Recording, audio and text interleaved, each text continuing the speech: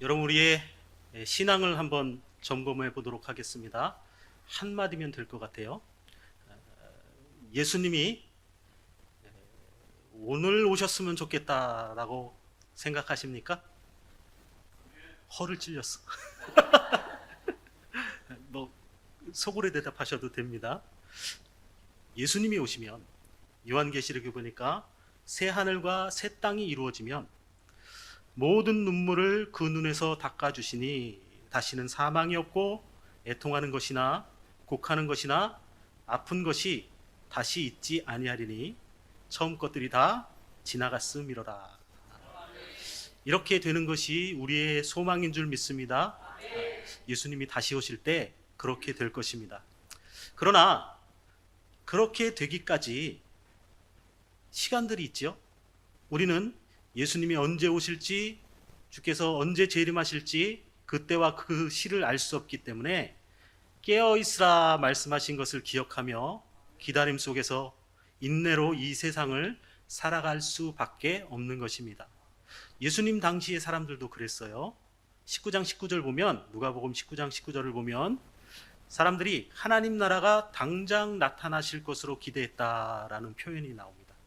그러나 하나님의 계획은 그렇지 않았죠. 그들의 기대와 달랐어요. 당장 나타나지 않으시고 그들은 이 땅에서의 삶을 충실하게 살아야만 했습니다. 예수님이 복음을 전할 때만 그런 것이 아니라 누가가 이 복음서를 쓰고 들려주고자 하는 독자들의 시대도 그랬다는 거예요. 그 사람들도 예수님이 빨리 오시기를 바랬지만 왠지 자기들의 생각과는 달리 하나님의 계획은 조금 더 그들이 이 땅에서의 삶 속에서 자신들의 믿음을 입증해야 되는 그런 기간들이 있었다는 것입니다. 그러면 그렇게 재림을 기다리면서, 예수님이 다시 오실 것을 기다리면서 우리가 세상을 살아가는데, 이 땅을 살아갈 때에 그렇게 재림을 인식하고 종말의 시대를 인식하면서 살아가는 우리에게 정말 중요하게 생각해야 될 가치는 무엇일까?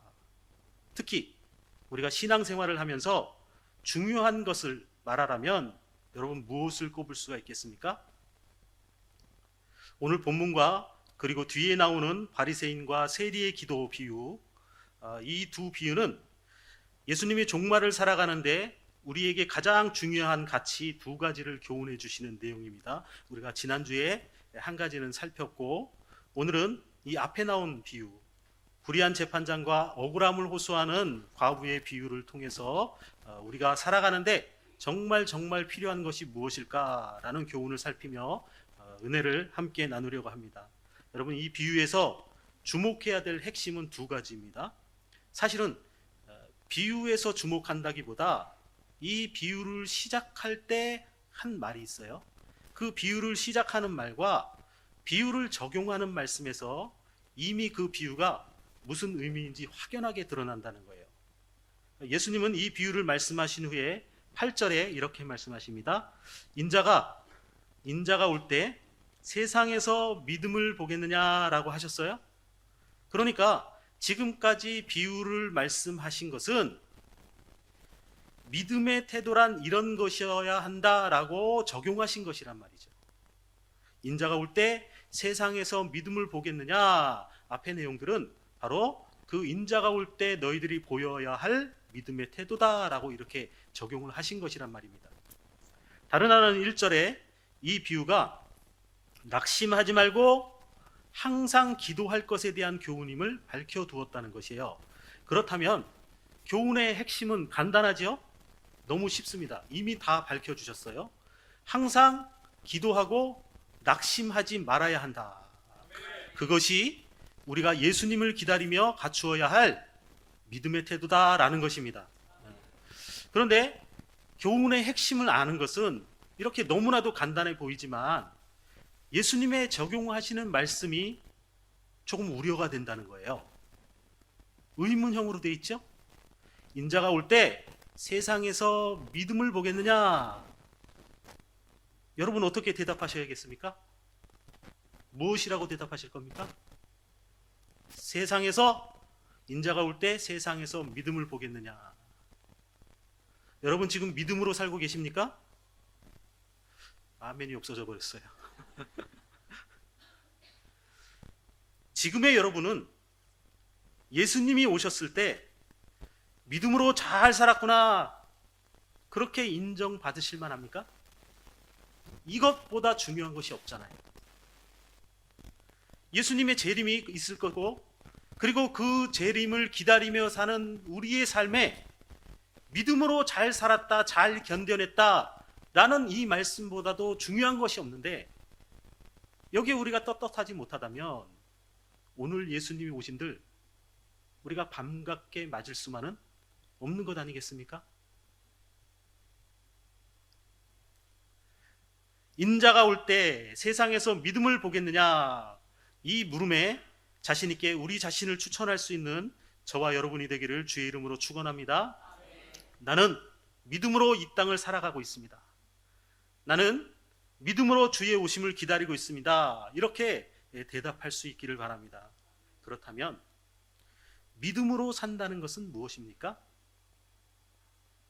믿음으로 산다는 것, 그리고 그 믿음의 성질, 그 특성은 어떤 것인가?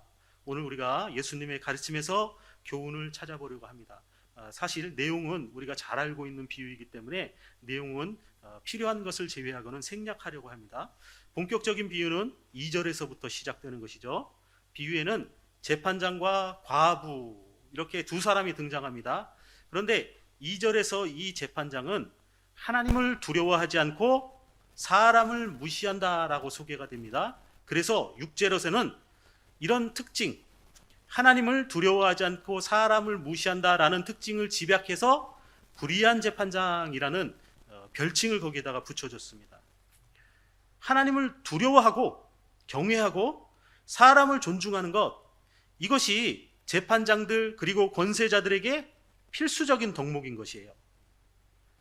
이건 사실 그런 사람들뿐만 아니라 우리 모두가 갖춰야 될 태도인 것이죠. 하나님을 두려워하고 사람을 존중하며 살아가야 합니다. 여러분 그렇게 사시기를 바랍니다. 그런데 특별히 권력을 소유한 사람들은 더욱 그래야만 합니다.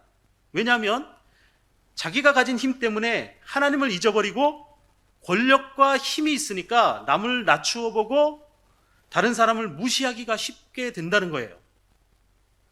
그런 태도는 하나님이 주인이신 이 세상에서 권력과 힘을 허락하신 하나님을 무시하는 행위인 것이죠. 역대하 19장 여러분 보십니다. 19장 6절 7절을 보시면 재판관들에게 이르되 너희가 재판하는 것이 사람을 위하여 할 것인지 여호와를 위하여 할 것인지. 재판을 사람을 위하여서 한다고 생각을 하는데 하나님을 위하여서 하는 재판도 있는 모양이에요. 그렇게 사람을 위하여서 할 것인지 여호와를 위하여 할 것인지 잘 살피라. 너희가 재판할 때에 여호와께서 너희와 함께 하심이니라. 7절 그런즉 너희는 여호와를 두려워하는 마음으로 삼가 행하라. 여호와를 두려워하는 마음으로 삼가 행하라. 우리의 하나님 여호와께서는 불의함도 없으시고 치우침도 없으시고 뇌물을 받는 일도 없으시니라 하니라. 여호와를 법관들에게 하는 말이에요. 여호와를 두려워하는 마음으로 행하라. 이유인즉 하나님이 정의로운 재판장이시기 때문이라는 거예요. 사람과 하나님이 달라요. 사람은 불의함도 있고 치우침도 있고 자기의 유익을 위해서 뇌물을 받고 재판을 어그러지게 만든단 말이죠. 그런데 하나님은 불의함도 없으시고 치우침도 없으시고 뇌물을 받는 일도 없으신 공평하신 분이기 때문에 그러기에 너희들에게 권세를 주신 재판장들아 너희도 하나님을 두려워함으로 행하라 라고 지금 말씀하고 계신 것이에요. 그러면 이런 점에 비추어 보면 이 비유에 나오는 재판장도 본래는 하나님을 경외하고 과부에게 정의를 베풀어 줄 것이라는 그런 기대가 되는 인물 아니겠습니까? 이 과부의 희망은 여기에 있는 것이에요. 본래는 그래야만 한단 말이죠. 그렇지만 이런 기대와는 달리 이 재판장의 모습은 정반대의 모습을 가지고 있다는 것이에요. 그 특징을 이르러서 하나님을 두려워하지 않고 사람을 무시한다라고 했어요. 정의와 공평을 상징하는 재판관이 뇌물을 받고 불공정한 판결을 내리고 불의를 행하기에 거리낌이 없었다라는 뜻으로 우리가 생각할 수가 있겠죠. 반면에 과부는 어떤 사람인가요? 이 사람은 힘이 없잖아요. 힘이 없으니까 남의 착취나 포갑 그리고 속임수에 쉽게 노출되는 약자의 대명사예요. 고아, 과부, 나그네가 다 그런 사람들이죠. 그래서 힘이 없으니까 뇌물을 받은 재판장의 희생양이 되기가 쉽단 말이에요. 뇌물을 받고 저 과부는 보잘것없는 사람이니까 나에게 돈 준 이 사람에게 좀 유리하게 판결을 해줘야지 쉽게 무시를 당해요. 그리고 거짓 판결의 희생양이 된단 말이에요. 보잘것없는 사람이니까 이용당하기가 쉬워요. 또한 무시당하기가 일쑤입니다. 그래서 성경에서 과부는 하나님의 우선적인 관심의 대상이에요. 시편 68편 5절에 보면 하나님을 이렇게 표현합니다. 고아의 아버지, 과부의 재판장이라고 묘사할 정도예요. 여러분, 고아의 아버지, 고아에게는 보호할 보호자, 그러니까 아버지가 필요하죠. 하나님이 그 고아의 아버지가 되어주신다는 거예요. 그런데 과부의 재판장이라고 여러분 표현한 걸 잘 생각해 보십시오. 과부들이 얼마나 억울한 일을 당하면, 얼마나 부당한 일을 많이 당하면 과부의 재판장이라고 표현할 정도이겠느냐라는 것이에요. 또 얼마나 이 과부들이 기댈 데가 없으면 하나님이 과부의 재판장이 되어주시겠다라고 그렇게 말씀을 하시는가. 그러기에 이 땅에서의 재판장들은 하나님을 대신해서 올바른 판결 그리고 약자들에 대한 보호자 역할을 제대로 해줘야 되는 것이에요. 그렇지 않으면 이 과부와 같은 사람, 힘없는 사람들이 어디에 호소할 데가 없잖아요. 힘이 없고 무력하니까 사람들이 속이고 뒤집어 씌워도 대항할 수 없고 억울하고 답답하고 한숨이 팍팍 나는 그런 현실 속에서 살아갈 수가 없단 말이에요. 소리라도 빽 지르고 그랬으면 좋겠는데 그 말 한마디 들어줄, 공평하게 들어줄 재판장마저 없다는 거예요. 그러면 예수님이 지금 우리 정의사회를 구현하자, 재판장들이 이렇게 제대로 재판 안 하고 뇌물 받고 판결을 어그르고 그리고 과부를 돌아보지 않으니까 우리 정의사회 구현하자, 공정한 사회를 만들자, 이런 의미로 이 말씀하고 있는 것 아니잖아요? 그러면 이 비유에 나오는 과부는 도대체 어떤 형편을 두고 이야기를 하시는 것일까? 이 비유를 말씀하시는 것은 종말의 제자들이 처한 형편이 이렇게 어렵다라는 것을 빗대어 말씀하고 있다는 것을 여러분 주목하셔야 됩니다. 1절에 그렇게 말씀하시죠. 그들에게 이 비유를 말씀하셨다. 여기 이 그들은 누굽니까? 17장 22절부터 나오는데 제자들을 가리키는 것이에요. 또 우리가 읽은 본문 7절에서도 택하신 자들의 원한을 풀어주시 않겠느냐라고 말씀하신단 말이에요. 택하신 자들, 결국 제자들이 이 과부와 같이 무력하고 비천하고 힘이 없고 눌리고 빼앗김을 당하고 억울하고 보살핌을 받지 못하는 것 같은 절박한 상황에 놓여 있다는 것을 가정하고 계신 것이에요. 결국 이들이, 이 힘없는 이 제자들이 재림을 기다리는 동안에 각양 무거운 짐으로 인해서 믿음이 무너지고 믿음의 길을 포기하고 싶고, 왜 이 험악한 세상에 살면서 예수 믿는다는 이유로 참아내야 하고 어떤 이는 핍박을 받아야 하는가? 왜 예수를 믿으면서도 내 삶에 우환을 겪어야 하는가? 왜 질병에 시달려야 하는가? 게다가 예수님은 오신다고 하셨으면서 언제 오시려는가? 우리의 슬픈 눈물과 아픔을 언제 닦아주시려는가? 왜 아직도 오시지 않는가? 오시기는 할까?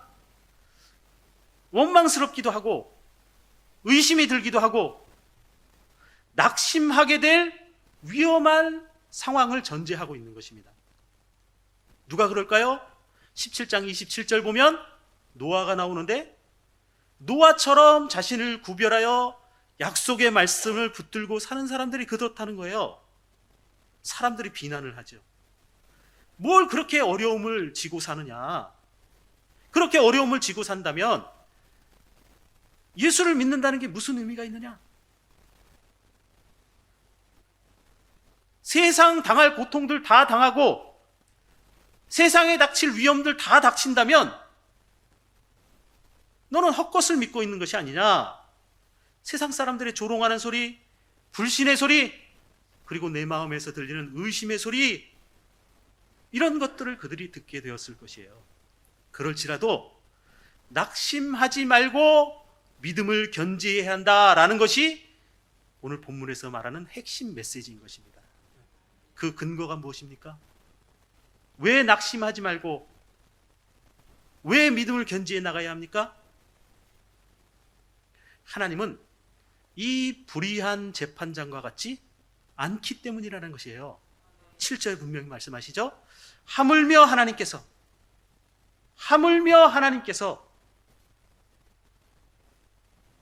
자기를 위해 살고 자기의 이익을 추구하고 공정성이라는 것은 1도 없고 억울한 과부, 그의 억울한 사정 따위는 안중에도 없는 이 재판장에게도 아주 작은 일말의 자비는 있더라는 거예요. 그런데 하물며 하나님께서는 이 불의한 재판장과 다른 분이 아닙니까?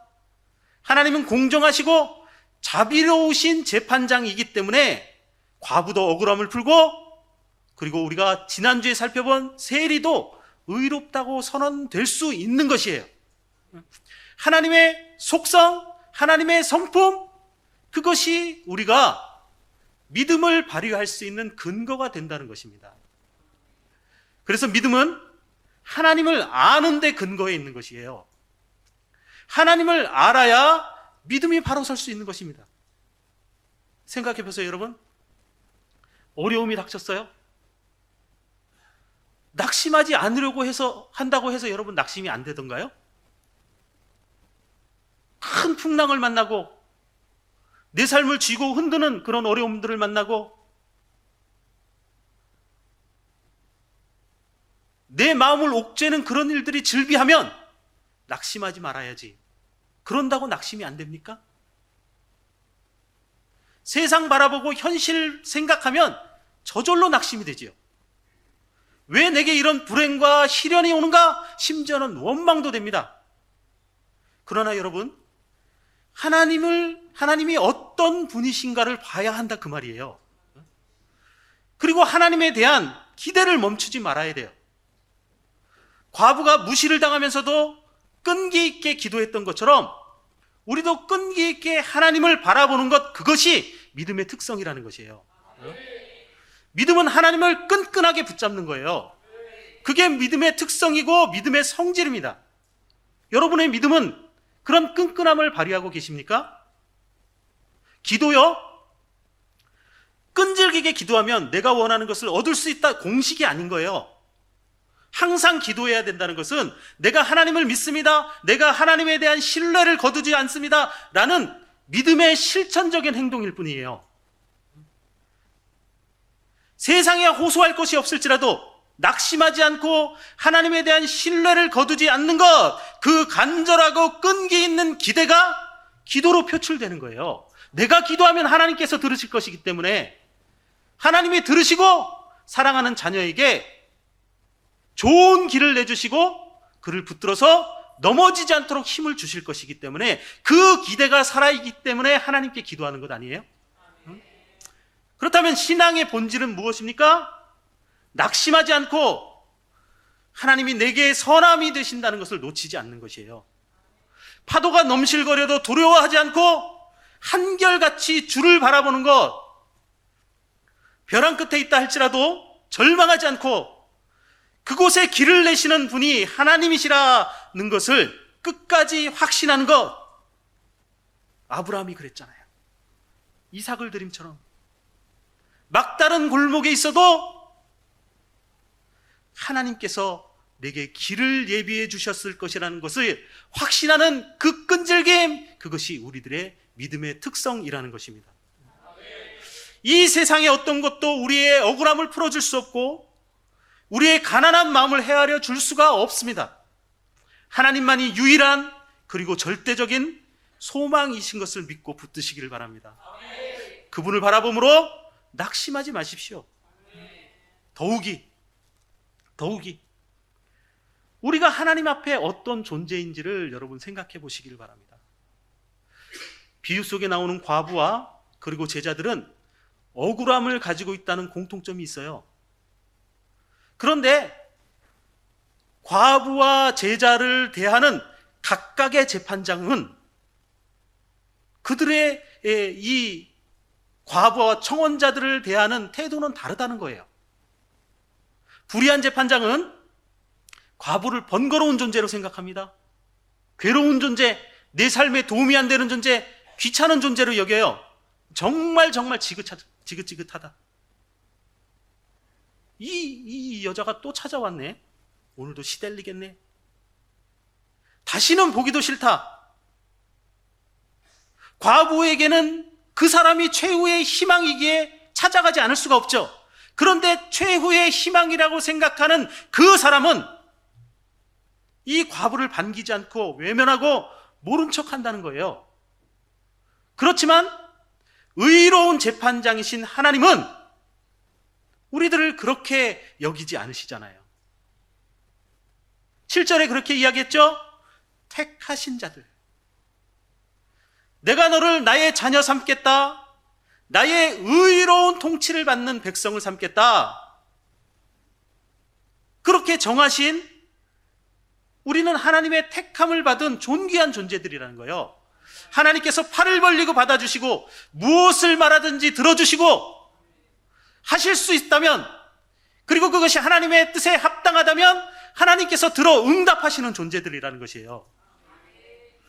택함을 받은 존재들, 여러분 이것이 얼마나 귀중하고 놀라운 일입니까? 모든 인생이 하나님 앞에 죄를 짓고 그 결과로 말미암아서 이 세상을 심판하실 심판주에게 멸망과 심판에 처할 수밖에 없는 위기에 있었어요. 홍수로 쓸어버려야 되는 그런 존재들이었잖아요. 그러나 그 가운데 모든 사람들이 멸망당하는 것이 합당하다고 생각하는 그 가운데 노아와 그 가족들을 택하심처럼 하나님의 진노 속에서 내가 무엇인데 하나님께서 나를 택하시고 우리가 무엇인데 우리를 택하셨다는 거예요. 그리고 우리를 살리기로 작정하시고 믿게 하시는 은혜를 베푸셔서 저와 여러분이 이 자리에 있는 것 아닙니까? 하나님이 생명을 선물로 들고 우리에게 찾아오신 거예요. 우리를 반기시고 기뻐하시고 즐거워하셔요. 불의한 재판장처럼 무시하고 번거로워하고 괴롭고 귀찮은 존재로 여기시는 것이 아니라 하나님이 우리를 사랑하는 자들로 대하신다는 거예요. 그러기에 듣지도 않다가 마지 못해서 들어주는 것이 아니라 우리가 아뢰는 것들을 속히 들어주시기를 원하신다는 것입니다. 비록 우리의 뜻과 우리의 기대와 다르다 할지라도 하나님의 마음만은 이런 거예요. 무엇이든지 속히 들어주기를 원하시는 하나님의 마음이 우리를 향하고 있다는 사실을 여러분 잊지 않으시기를 바랍니다. 그러니 이것저것 바라봐도 어려움투성이고 나를 넘어뜨리려고 하는 것들 투성이고 내 마음을 압박하고 힘들게 만든다 할지라도 낙심하지 말고 기도하라는 것입니다. 예수님도 그렇게 기도하셔서 우리의 모범이 되셨어요. 히브리서 5장 7절입니다. 여러분들이 한번 읽어보겠습니다. 시작.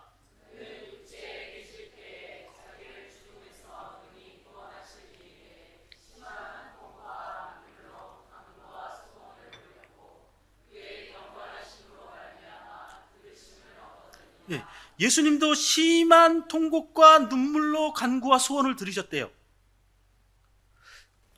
이 말씀은요, 반드시 우리가 기도할 때에 심한 통곡과 눈물로 기도해야만 하나님께서 들으신다, 이런 뜻일까요? 어려운 질문을 드렸나요? 우리가 심한 통곡과 눈물로 기도해야만 한다면 우리 기도 응답될 사람들이 어디 있겠어요? 이 말씀 안에는요, 그 형편이 절박하여서 통곡이 터지고 눈물이 흐를 수밖에 없는 아픈 마음 가지고 하나님 앞에 드리는 그 기도를 하나님이 외면하지 않고 들으신다는 거예요. 앉아서 기도하려면 기도 나오지도 않고 하염없이 눈물만 흘리고 억울함에 가슴이 상하고 위협함에 두려워서 떨고 힘들고 아프고 지친 마음을 하나님께서 외면하지 않으시고 그가 탄식하는 것에 응답하여 주신다는 거예요. 하나님이 우리의 눈물의 자리, 그 절박함에 밤낮 부르짖을 수밖에 없는 기도에 함께 하시는 줄을 믿습니다. 기도하면 하나님이 들으실 것이에요. 왜 내게 이런 시련이 찾아온 것일까? 왜 내가 하는 일은 이 모양 이 꼴일까? 왜 나는 이런 삶을 살아야 하는가? 우리는 과부와 같이 억울하고 답답한 일을 만날 수 있어요. 예수님이 내일 오신다고 하면 잠깐 기다리면 되죠. 무슨 일이 있어도 손에 힘주고 참아내면 될 것이에요. 그런데 하나님의 나라의 때를 예측할 수도 없고 우리가 처한 환경이 개선의 여지조차 보이지 않는다면 여러분, 암울한 현실에 낙심할 수도 있습니다. 하지만 그와 같은 현실이 절망의 자리가 아니라 우리의 믿음을 드러내야 할 자리임을 기억하시기를 바랍니다. 하나님은 그 어려움 속에서 넘어지고 힘들고 주저앉는 자들이 아니라 인자가 올 때에 세상에서 믿음을 보겠느냐, 우리의 믿음을 드러내기를 소망하는 자리인 줄을 믿습니다. 불신으로 내 마음이 갈라지고 고통에 짓눌리고 정신이 흩어져 버릴 것처럼 괴로울지라도 낙심하지 말고 기도하시기를 바랍니다. 믿음은 하나님을 알기 때문에 끈기 있게 그분을 붙드는 것임을 다시 한번 마음속에 새기시기를 바랍니다. 그 믿음으로 힘차게 일어나시고 힘차게 살아내시고 주에 오실 때에 잘했다 칭찬 듣는 저와 여러분 되기를 주의 이름으로 축원합니다. 기도하겠습니다.